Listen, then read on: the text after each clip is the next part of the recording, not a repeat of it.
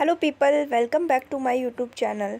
तो आज हम मोस्ट इम्पॉर्टेंट क्वेश्चन आंसर की सीरीज़ में जो क्वेश्चन पेपर है वो है कॉन्फ्लिक्ट एंड पीस बिल्डिंग, जो कि पॉलिटिकल साइंस सेक का है। दोस्तों, ये जो क्वेश्चन पेपर है वो बीए प्रोग्राम वालों के लिए इम्पॉर्टेंट है, जो कि 6 सेमेस्टर में है, यानी कि एसवाल, एनसीवेब और साथ में रेगुलर वालों के लिए इम्पॉर्टेंट है। ठीक है दोस्तों, इसके जो मोस्ट इम्पॉर्टेंट क्वेश्चन आंसर की सीरीज़ जो मैं करा रही हूँ रोज़, उसका दोस्तों आज जो है वो हम करेंगे विश्वास निर्माण। ठीक है दोस्तों, अगर आपने पहले जो मोस्ट इम्पोर्टेंट क्वेश्चन आंसर जो मैंने कराए हैं वो नहीं देखे हैं तो आप प्लेलिस्ट से या फिर आप लिंक डिस्क्रिप्शन में मैंने मेंशन कर दिया, वहाँ से चेकआउट कर सकते हैं। तो चलिए जल्दी से क्वेश्चन आंसर की तरफ चलते हैं। तो क्वेश्चन है दोस्तों, विश्वास निर्माण क्या है। तो सबसे पहले आपको बताना है कि विश्वास निर्माण क्या है। तो राज्यों के बीच सम्मेलन, समझौते, बातचीत द्वारा उनके संघर्षों को सुलझाकर युद्ध की संभावना को कम करना विश्वास निर्माण कहलाता है। ठीक है दोस्तों, तो राज्यों के बीच जो भी सम्मेलन हो रहे हैं, समझौते हो रहे हैं, बातचीत द्वारा उनके संघर्षों को सुलझाकर और जो भी युद्ध की संभावना बन रही है उसको कम कर देना विश्वास निर्माण कहलाएगा, यानी कि ट्रस्ट बिल्डिंग कहलाएगा। तो विश्वास निर्माण उपायों के रूप में परिचित इन क्रियाविधियों का उद्देश्य है तनाव और संघर्ष कम करना। इसका मेन उद्देश्य क्या है दोस्तों, जो दो देश हैं या फिर अधिक देश हैं या कितने भी देश हैं उनके बीच में क्या करना, तनाव या संघर्ष को कम करना, संघर्ष के खतरे को कम करना, यानी कि जो तनाव होने वाला है या फिर विवाद होने वाला है उसके खतरे को कम करना, सेना शक्ति के प्रयोग को कम करना, यानी कि जो युद्ध होने वाला है उसको कम करना, और साथ में संचार सहयोग विकसित करना, यानी कि बातचीत का मामला विकसित करना, और प्रतिपक्ष के सुरक्षा मुद्दे तथा रक्षा संबंधी प्राथमिकता की आपसी समझ बढ़ाना, यानी कि रक्षा को आगे बढ़ाना, सुरक्षा आगे बढ़ाना, शांति स्थापित करना। तो विश्वास निर्माण समझ आ गया होगा। आगे बढ़ते हैं दोस्तों। तो दोस्तों, जो विश्वास निर्माण है वो अलग अलग दौर में अलग अलग जगह पे हुआ था। जैसे कि हम इसमें समझेंगे यूरोप का, और जब द्वितीय विश्व युद्ध चल रहा था उसका, और साथ में इंडिया का समझेंगे। ठीक है दोस्तों, तो सबसे पहले समझते हैं यूरोप में 3 समानांतर प्रक्रिया है। तो सबसे पहला है हेलसिंकी प्रक्रिया। यूरोप में सुरक्षा तथा सहयोग सम्मेलन के देशों के विशेषज्ञों और पदाधिकारियों के बीच हेलसिंकी वार्ताओं के लंबे दौरे ने अंततः 1975 का हेलसिंकी अधिनियम तैयार किया। तो बस आपको ये याद रखा है, हेलसिंकी अधिनियम कब बना था, हमारा 1975 में बना था, और ये सहयोग सम्मेलन था एक तरीके से, जिससे क्या था, शांति स्थापित और विश्वास निर्माण स्थापित होता। यह प्रयास किस लिए था, अस्त्र नियंत्रण और संधि वार्ताओं पर केंद्रित था, और यह यूरोप में 1970 के दशक का सबसे अधिक महत्वपूर्ण मुद्दा था। ठीक है दोस्तों, याद रखना, जो यूरोप हमारा कॉन्टिनेंट है यानी कि महाद्वीप है, उसका ये सबसे महत्वपूर्ण मुद्दा था 1970 के दशक का। ठीक है, और यह अस्त्र नियंत्रण और संधि वार्ताओं पर केंद्रित था, उस पर आधारित था। अगला समझते हैं। अगला हमारा है स्टॉकहोम समझौता। 1986 का स्टॉकहोम समझौता यूरोप में निशस्त्रीकरण सम्मेलन द्वारा की गई पहल का प्रतिफल था, यानी कि इसमें निशस्त्रीकरण यानी कि जो शस्त्र है उसका यूज़ ना करना। इस समझौते के परिणाम स्वरूप वियना में संकट निवारण केंद्र की स्थापना हुई। वियना, जैसा कि आपको पता ही होगा, ऑस्ट्रिया की कैपिटल है, और जो ऑस्ट्रिया हमारा है वो यूरोप महाद्वीप में है।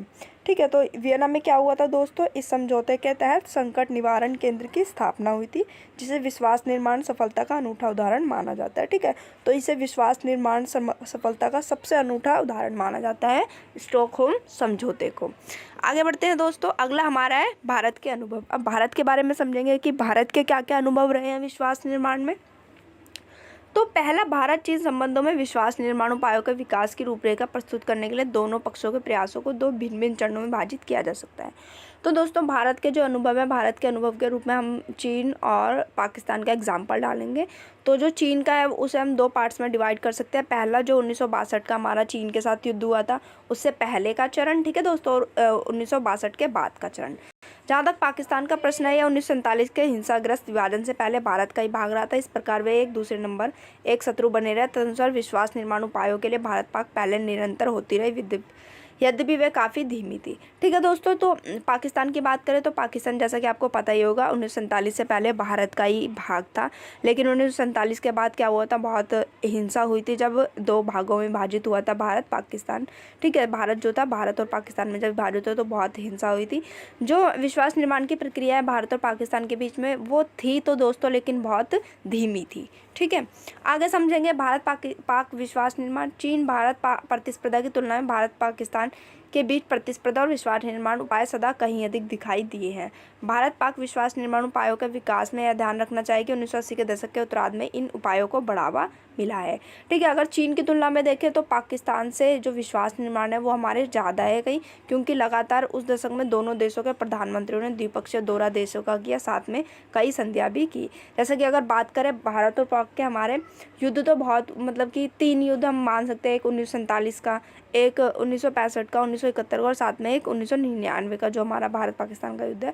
लेकिन इसके फलस्वरूप क्या हुआ था दोस्तों, जो भारत के हेड लीडर होते हैं जैसे कि प्रधानमंत्री या फिर विदेश मंत्री जो होते हैं, और साथ में जो पाकिस्तान के मंत्री, दोनों ने एक दूसरे देशों का दौरा किया, वार्तालाप किया इस बीच। ठीक है, और जैसे कि 1960 की सिंधु जल समझौता भी किया था, जिसमें क्या हुआ था, सिंधु जल को बराबर बराबर बांटा गया था दोनों देशों के बीच। इससे क्या हुआ था, जो विश्वास निर्माण की प्रक्रिया है वो जटिल हुई थी।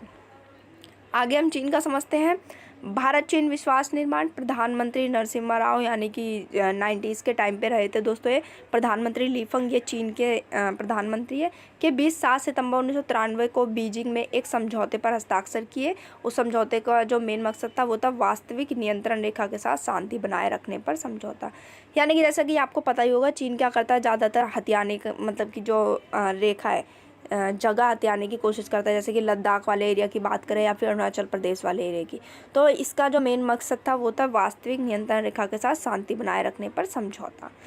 7 अप्रैल 1954 के अपने पंचशील समझौते के बाद यह अपनी किस्म का पहला कदम था। ठीक है, तो जब हमारा चीन से युद्ध नहीं हुआ था 1962 से पहले, तो सबसे पहला जो समझौता हुआ था भारत चीन के साथ विश्वास निर्माण के लिए वो था पंचशील समझौता, जो कि अप्रैल 1954 में हुआ था। आपने इसके बारे में 12th क्लास में पढ़ा भी होगा। ठीक है, तो उसके बाद जो ये समझौता था, ये वाला दोस्तों 1993 का, 7 सितंबर 1993 का, ये पहला ऐसा समझौता था जो 1954 के बाद, या फिर हम बोल सकते हैं कि इनके युद्ध के बाद हुआ था। आगे बढ़ते हैं दोस्तों, आगे समझते हैं 1939 से 1945 में विश्वास निर्माण। यानी कि आपको पता ही है, जैसे कि 1939 से 1945 तक द्वितीय विश्व युद्ध चला था, ये भी आप डाल सकते हैं। और जो हमारा पहला विश्व युद्ध है वो 1914 से 1918 तक चला था।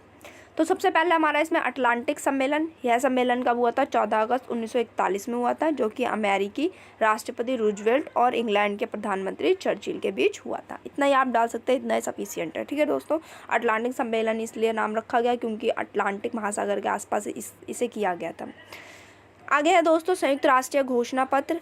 यह वह घोषणा पत्र है जिस पर 50 देशों के हस्ताक्षर द्वारा संयुक्त राष्ट्र स्थापित हुआ था। अक्सर इस पत्र को संविधान माना जाता है, पर वास्तव में यह एक संधि थी। ठीक है, इसे संविधान माना जाता है लेकिन एक संधि थी, क्योंकि बाद में इसका संविधान बनाता है। इस पर आवश्यक 50 हस्ताक्षर 26 जून 1945 को हुए थे। ठीक है, तो 26 जून 1945 को 50 देशों ने इस पर हस्ताक्षर किए थे, पर संयुक्त राष्ट्र वास्तव में 24 अक्टूबर 1945 को स्थापित हुआ। जैसा कि आपको पता ही है, जो यूएनओ की स्थापना होती है वो 24 अक्टूबर 1945 को होती है। ठीक है, और इसमें जब भारत होता है वो 30 अक्टूबर 1945 में शामिल हो जाता है। ये इसकी स्थापना तब होती है जब 5 मुख्य संस्थापक देश जैसे कि चीन गणराज्य, फ्रांस, संयुक्त राज्य, यूनाइटेड किंगडम यानी कि इंग्लैंड और सोवियत संघ ने इस पत्र को स्वीकृत किया, यानी कि अब इसे रूस बोलते हैं। ठीक है, तो ये 5 देश हैं, इसमें हेड है, जैसे कि आपको पता ही है यूएनओ में ये 5 देश हेड है, इनके पास वीटो पावर है। ठीक है, जब इन्होंने इसको स्वीकृत किया तब इसकी स्थापना होती है 24 अक्टूबर 1945 को। तो ये आपको याद रखना। आगे बढ़ते हैं। तो दोस्तों जो संयुक्त राष्ट्र घोषणा पत्र है ये भी एक तरीके से विश्वास निर्माण की एक पहल थी। इससे भी क्या हुआ था, विभिन्न देशों के बीच में विश्वास निर्माण की स्थिति उत्पन्न हुई थी। आगे हमारा मास्को सम्मेलन, यह सम्मेलन 1943 में हुआ था। इसका मेन उद्देश्य यह था कि जो द्वितीय विश्व युद्ध चल रहा है उसमें जो राष्ट्र हैं वह युद्ध में सहयोग करेंगे और साथ में फांसीवादी को समाप्त कर लोकतंत्र को स्थापित किया जाएगा। यानी कि फांसीवादी, जो जर्मनी में फांसीवादी विचारधारा थी उसको ख़त्म किया जाएगा। ठीक है, और जो आपस में जो राष्ट्र देश है वो क्या करेंगे, आपस में सहयोग देंगे और साथ में लोकतंत्र को स्थापित किया जाएगा मॉस्को सम्मेलन में। मॉस्को आपको जैसे कि पता ही होगा रूस की कैपिटल है अभी।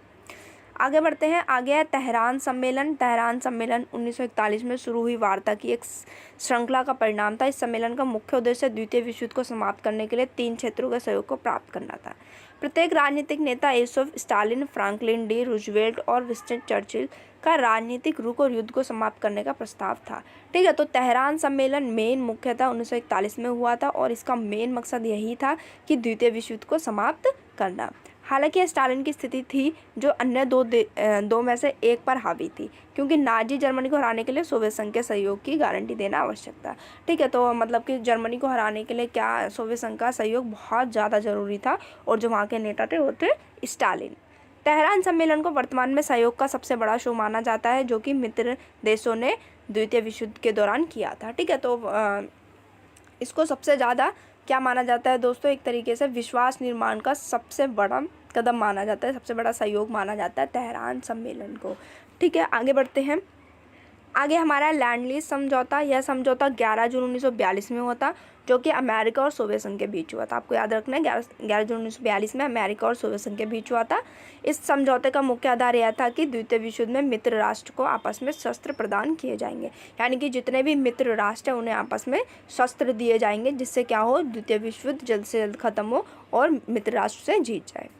आगे बढ़ते हैं दोस्तों। आगे हमारा है निष्कर्ष। निष्कर्ष समझ लेते हैं। जो विश्वास निर्माण शब्द है दोस्तों, अंतर्राष्ट्रीय संबंधों की शब्दावली में केवल 1970 के दशक में आया। ठीक है, जब हमारा शीत युद्ध चल रहा था, जैसे कि आपको पता ही है 45 सालों से भी अधिक तक माना जाए कि शीत युद्ध चल रहा था। विश्वास निर्माण उपायों के उद्देश्य से अंतर्राष्ट्रीय कानून के कुछ सिद्धांतों को सकारात्मक क्रियाओं में क्रियान्वित करना है, ताकि राज्यों के उनके शांतिपूर्ण इरादों की स्वीकृति विश्वसनीयता प्राप्त हो सके। ठीक है, तो विश्वास निर्माण का मेन मकसद यही है, शांति निर्माण। ठीक है, विश्वास निर्माण के द्वारा शांति स्थापित की जाती है। अगर विश्वास निर्माण होगा प्रत्येक देश के बीच, तो क्या होगा दोस्तों, शांति अपने आप ही स्थापित हो जाएगी। और अगर विश्वास निर्माण नहीं होगा तो संघर्ष और विवाद लगातार चलता रहेगा। तो विश्वास निर्माण का मूल संकल्प यही है, शांति स्थापित करना। ठीक है दोस्तों, आशा करते हो आपको समझ आ गया होगा पूरा क्वेश्चन। अगर आपको कोई भी डाउट है तो अभी भी आप पूछ सकते हैं। ठीक है दोस्तों, कमेंट सेक्शन में आप कोई भी डाउट है तो पूछ सकते हैं। और ये आपको वीडियो कैसी लगी मेंशन करना ना भूलें कमेंट सेक्शन में। साथ में कल जो आपका एग्जाम है दोस्तों, उसके लिए all the best. So thank you for watching this video. Please like share subscribe my channel, और मिलते हैं अगली वीडियो में दोस्तों।